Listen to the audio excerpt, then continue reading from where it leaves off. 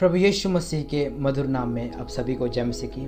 फिर से एक वीडियो के माध्यम से आप एक एजेंट के साथ परमेश्वर के वचन को शेयर करने के लिए, प्रभु के वचन को बांटने के लिए परमेश्वर ने हमें सबको सहायता की, मदद किया। इसलिए मैं परमेश्वर को बहुत बहुत धन्यवाद देता हूँ। आज का जो हमारा टॉपिक है, हमारा विषय ये है, आपके स्क्रीन के ऊपर नज़र आ रहा होगा। क्या यीशु मसीह परमेश्वर है या परमेश्वर का बेटा है? जी हाँ दोस्तों, क्या यीशु मसीह परमेश्वर है? इज जीसस द गॉड और द सन ऑफ गॉड? देखिए, मुझे बहुत सारे लोगों ने सवाल पूछा है कि आपका यीशु परमेश्वर नहीं है, आपका यीशु सिर्फ परमेश्वर का बेटा है। बहुत सारे लोग, यहोवा विटनेस, माता यरूशलेम और ना जाने कितने कितने समुदाय के लोग इस चीज को बोलते हैं, यीशु परमेश्वर नहीं है बल्कि परमेश्वर का बेटा है। आज उस बात को मैं खंडन करने वाला हूँ, एक्सपोज करने वाला हूँ ऐसे लोगों को जो कि बोलते हैं यीशु मसीह परमेश्वर नहीं है। भाई, कितनी आयतें तुम्हें चाहिए वो कमेंट में ज़रूर बता देना, मैं दोबारा से वीडियो भी बनाकर आपको दे दूंगा, क्योंकि पूरी बाइबल में इसी बात को लिखा गया है, यीशु परमेश्वर है, यीशु परमेश्वर है। तो आपको क्यों नहीं दिखाई दे रहा है मुझे ये नहीं पता। तो उनमें से कुछ आयतों को मैं आपके सामने रखूंगा और मैं विश्वास करता हूं कि उन आयतों के द्वारा आपको पता लगेगा यीशु परमेश्वर ही है। Jesus is the God, Jesus is only way.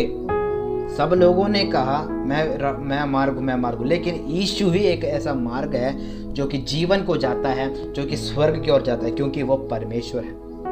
अब आगे देखते हैं, निर्गमन 3:14 में क्या लिखा है? मैं जो हूँ सो हूँ। ये जो नाम है, ये जो यहोवा परमेश्वर का नाम है, मैं जो हूँ सो हूँ, ये परमेश्वर ने तब प्रोनाउंस किया जब मूसा ने यहोवा से उसका नाम पूछा।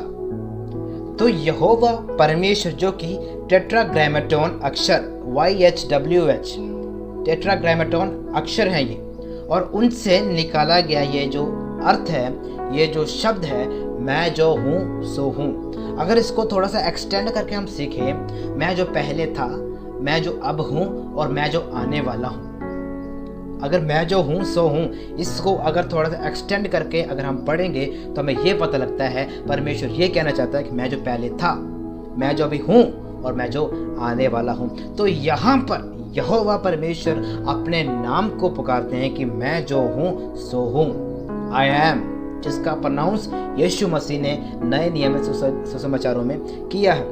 आगे लिखा है व्यवस्था विवरण 6:4, यहोवा हमारा परमेश्वर है, यहोवा एक ही है। तो मैं ये आयतों को इसलिए रख रहा हूँ क्योंकि आपको पता लगे कि क्रिश्चियनिटी में या फिर मसीहत में, पेंटेकोस्टल सभाओं में और पूरी क्रिश्चियनिटी में सिर्फ और सिर्फ हम एक ही एक परमेश्वर को मानते हैं, उसका नाम है यहोवा। उसी को हम मानते हैं, वो ही हमारा परमेश्वर है, क्योंकि वचन में लिखा यहोवा एक ही है, यहोवा एक ही है। तो हमारा परमेश्वर, आपका परमेश्वर सिर्फ एक ही एक है। तो हम किसी 2, 3, 4, 5 ऐसे परमेश्वरों को मानने के लिए बाइबल हमें अनुमति नहीं देता है, बल्कि बाइबल हमें ये बताती है कि तुम्हारे लिए, पूरी दुनिया के लिए सिर्फ एक ही एक परमेश्वर है, सबको सृष्टि करने वाला, सबका बनाने वाला, सबको ऊंचा करने वाला, सबका रचयिता एक ही एक परमेश्वर है, उसका नाम है यहोवा। लेकिन यीशु का कॉन्टेक्स्ट या यीशु मसीह का आना, इससे क्या ताल्लुक़ रखता है, वो मैं आज इस वीडियो के माध्यम से बहुत कम समय में मैं आपको बताना चाहता हूँ। लिखा है पूरी बाइबल में कहीं यीशु परमेश्वर का अनंत काल का बेटा है, ऐसा नहीं लिखा है, नहीं लिखा है। हमको बाइबल में मिलेगा यीशु परमेश्वर का पुत्र है, या यीशु ने खुद कहा है कि मैं परमेश्वर का पुत्र हूँ। लेकिन पूरी बाइबल में, एपिस्टल्स में देख लो, पत्रियों में देख लो, और जो अपोस्टल्स ने लिखी है, गॉस्पेल्स में देख लो, भविष्यवाणी की किताब में देख लो, हिस्ट्री में देख लो, किसी में भी यीशु परमेश्वर का अनंत काल का यानी कि एवरलास्टिंग सन ऐसा करके नहीं लिखा हुआ। पूरी बाइबल में देख लो, 31,173 आयतों वाले इस वचन में देख लो, अनंत काल का बेटा ऐसे करके नहीं लिखा है। लेकिन क्या लिखा है, यशायाह 9:6 में लिखा है, वो एवरलास्टिंग फादर है, यानी कि वो अनंत काल का पिता है, अनंत काल का पिता है। तो ऐसा कोई वर्ड, अनंत काल का बेटा, यीशु परमेश्वर का अनंत काल का बेटा है, ऐसा करके पूरी बाइबल में नहीं लिखा है। जो लोग ये कहते हैं यीशु सिर्फ परमेश्वर का बेटा है, ऐसे कहने वाले लोगों को मैं बोलना चाहता हूँ, ये पूछना चाहता हूँ कि यीशु अनंत काल का बेटा है, ऐसा करके कहाँ लिखा हुआ है? कहाँ लिखा हुआ है पूरी बाइबल में? हम बाइबल पढ़ते हैं और आप लोग बाइबल पढ़ते नहीं हो, तो हमें इतना ही फर्क है, आप में ज्ञान नहीं है और हम बाइबल को पढ़ते हैं, हमें पता है हमारे यीशु कौन है, हम सबको पता है। पहले बाइबल पढ़ के आओ, पहले वचन को पढ़ो, पहले पवित्र शास्त्र को पढ़ो, उसके बाद कहना कि यीशु परमेश्वर है या परमेश्वर का बेटा है। तो इसका मतलब यीशु मनुष्य बनकर आया हुआ परमेश्वर है। अब इसका एविडेंस लिखा हुआ है यूहन्ना 1:1, saint John, the gospel of John chapter 1:1। क्या लिखा है? आदि में वचन था, वचन परमेश्वर के साथ था और वचन परमेश्वर था। याद रखना, वचन परमेश्वर था। यह वचन 14वां अध्याय में यानी कि 14th वर्स में देहधारी हो रहा है। इसका मतलब क्या है? वचन जो परमेश्वर है, परमेश्वर देहधारी हो रहा है। मैंने आपको पहले क्या बोला? हमारे लिए सिर्फ एक ही एक परमेश्वर है जिसका नाम यहोवा है, जो सबका रचयिता है, जिसने निर्गमन 3:14 में, व्यवस्था विवरण 6:4 में जो हमने पढ़ा है, मैं जो हूँ सो हूँ, यहोवा हमारा परमेश्वर, यहोवा एक ही है, ऐसे करके जो परमेश्वर ने स्टेटमेंट दिया है यूहन्ना 1:1 में, वही परमेश्वर यानी कि theos, logos, theos plus logos जो है एक इंसान के रूप में यानी कि मैनिफेस्टेशन ऑफ गॉड इसको कहा जाता है, वो होकर देह धारण होकर इस जमीन में, इस दुनिया में पूरी मानव जाति के लिए आ रहा है। अब बताओ, आदि में वचन था, वचन परमेश्वर के साथ था। इसका मतलब क्या है? परमेश्वर वचन का रूप ले सकता है, इसलिए वचन परमेश्वर के साथ है और वचन परमेश्वर है। क्योंकि आगे कंफ्यूजन नहीं होना है, इसलिए पवित्र आत्मा ने ये वचन भी जोड़ दिया, ये लाइन भी जोड़ दिया, वचन परमेश्वर था, वचन परमेश्वर था। अब बताइए, आगे बहुत सारे प्रूफ है, वो भी मैं आपके सामने रखूंगा, लेकिन इस वचन को थोड़ा सा मनन करो। देखो, कोई कंफ्यूजन नहीं इसमें, वचन परमेश्वर था, वो वचन देहधारी हो गया, यानी कि the manifestation of God. 1 Timothy chapter 3:16, God was manifested in the flash, वो जो शरीर में प्रकट हुआ। कौन? यीशु।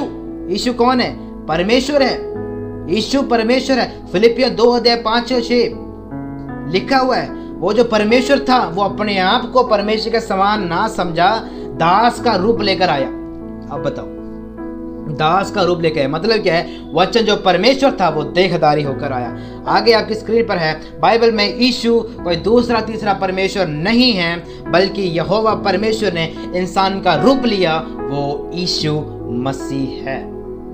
अब बताइए, जो यहोवा परमेश्वर पुराने नियम में था, नए नियम में वो ही यीशु बनकर आ रहा है।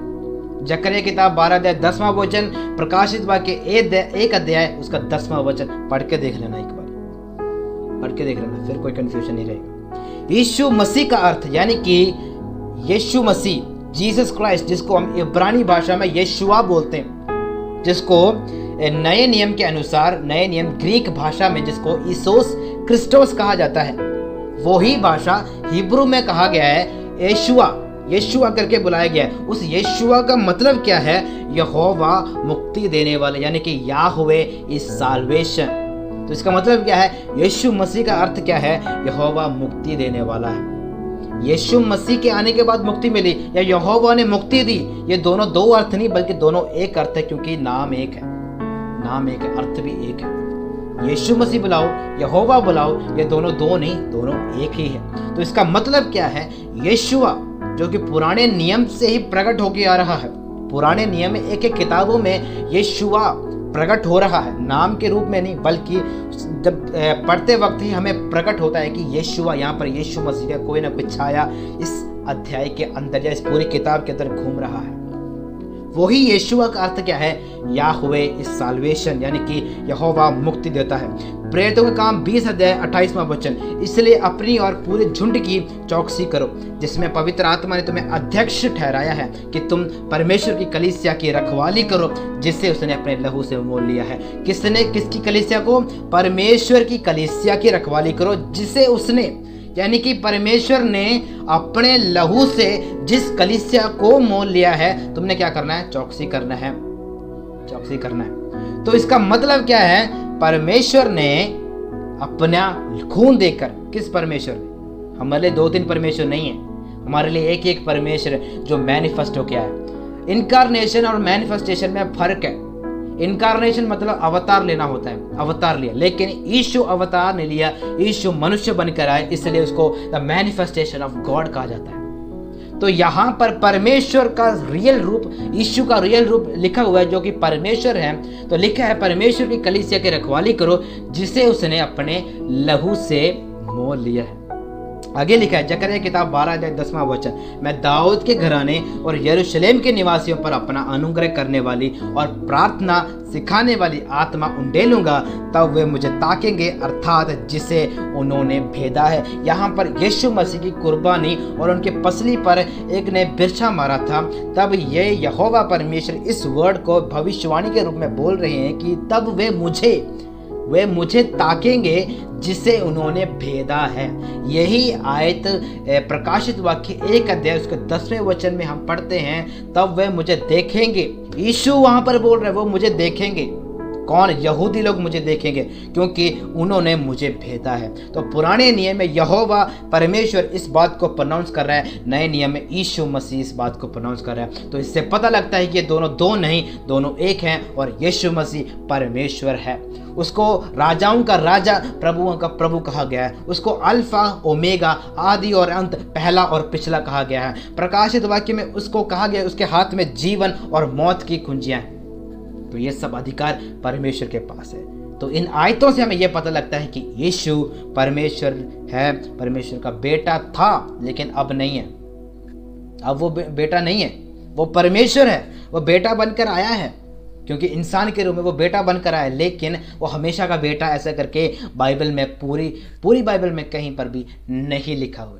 तो वो परमेश्वर है। सच्चे परमेश्वर की तरफ मुड़ के आओ, सत्य को जानो और सत्य आप सबको स्वतंत्र करेगा। प्रभु में सबको आशीष, सब लोगों को जय मसीह।